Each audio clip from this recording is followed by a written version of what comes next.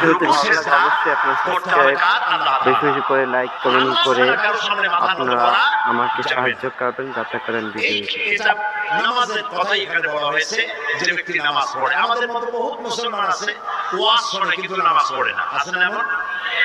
কেউ শুনলো যে উযু করায় দারুণ সওয়াব, প্রত্যেক ফোঁটায় ফোঁটায় শত শত নেকি।